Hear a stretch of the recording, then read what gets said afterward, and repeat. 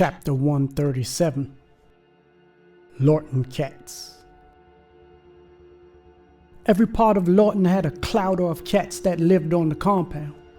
They even had their own hierarchy and cliques. Some cats rolled solo and some ran in packs, and they were extremely territorial. Some cats weren't allowed on some parts of the compound, and some go-hard cats could go wherever they wanted.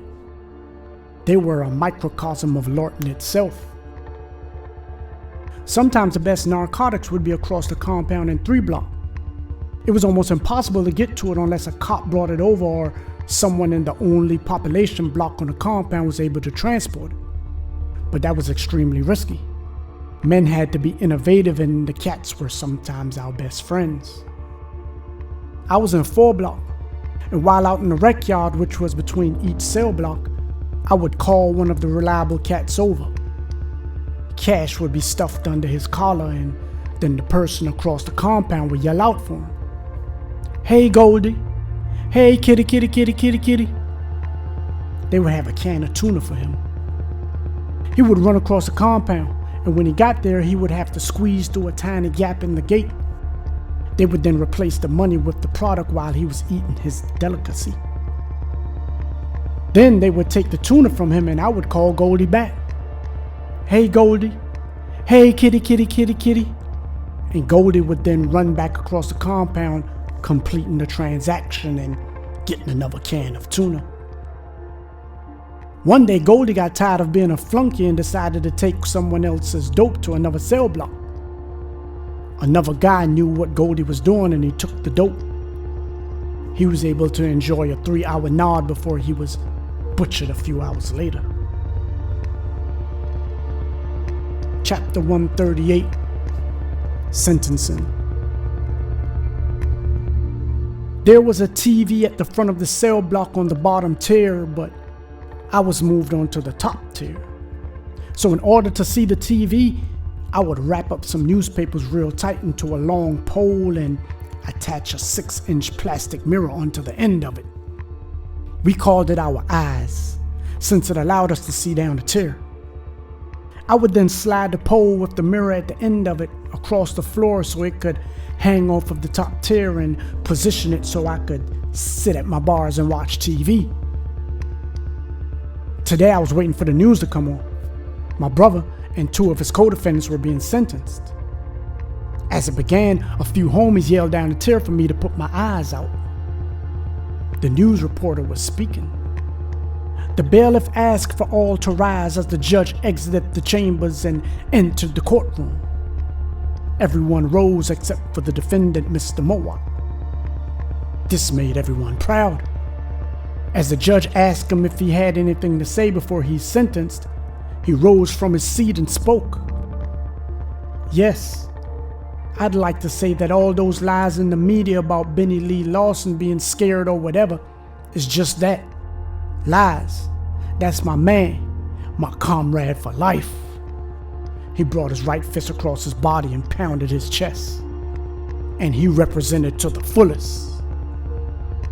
The whole cell block erupted in applause. "Hey twin, I love your brother Slim. Y'all some real ass dudes, homie," came words from down the tier. "Slim, tell your brother he gets my utmost respect," came words from another. "That's right, Holmes. Tell them bitches the truth. Benny was a certified soldier," came words from the cell next door. I removed my eyes and laid back on the bunk. While everybody was celebrating, I was in deep thought. My twin brother was just sentenced to 35 years. Damn, 35 years is a long ass time. The light at the end of that tunnel was extremely dim. I felt as if he had consciously decided to leave us all by committing suicide. He put a 3-5 to his own head and pulled the trigger. I will now have to fill in the hole that he left if I'm ever released. In the federal system, the defendants are given a release date after serving 85% of their sentence. 85% of 35? Damn, that's 30. Nelson Mandela only did 28.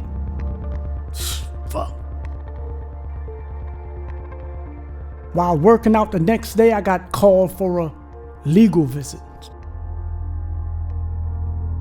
I thought it was my lawyer coming with some good news on my appeal to the parole board about the 5 years that they sentenced me to. But no, it was the FBI. They were coming to tell me that they planned on charging me in federal court with 2 counts of attempted murder that occurred in Occoquan. Once they saw my last name come across their desk, Mowatt, they got emotional and ran to get charging documents together. They had just charged my brother with attempted murder in King George County, Virginia for a stabbing in a county jail there, and they really wanted me because I escaped the RICO indictment. They didn't have any witnesses coming forward or any weapons, and the one person talking, the so-called victim, was across on the other side of the prison in 5 block, the PC block. He had homies that were certified soldiers, and they were pissed that he turned out to be a rat. So once I sent word to them, they handled the situation immediately. It was real men code. If your homie is a rat, it was your obligation to take care of him and to make sure he didn't testify on another man, no matter who that other man is or what that other man might have done to you. Real men handle their own business. We don't get the government to do it. They took care of him, and the FBI never returned. The next day I got a letter from my ex-girlfriend.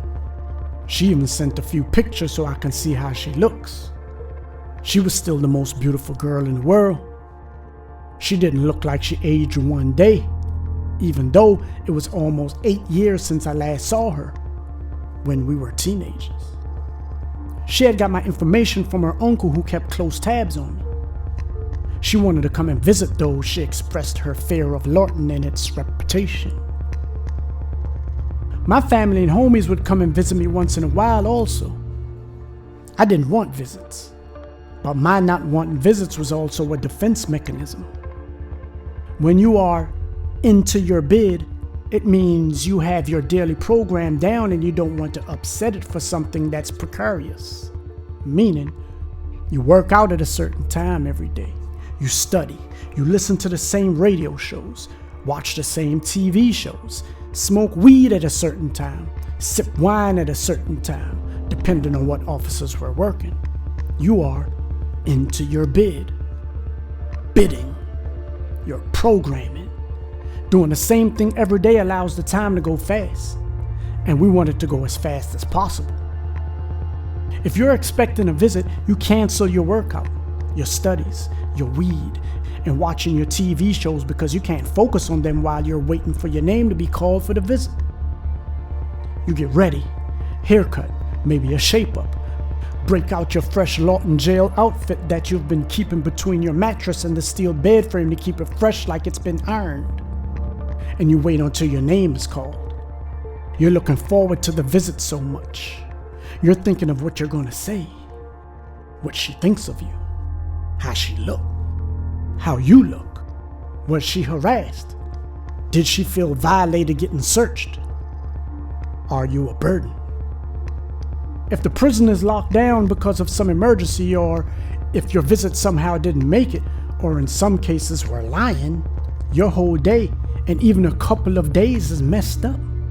Sometimes a couple of weeks. You feel let down. It causes suppressed depression to rear its ugly head. You start feeling betrayed. You start worrying, hoping something bad didn't happen.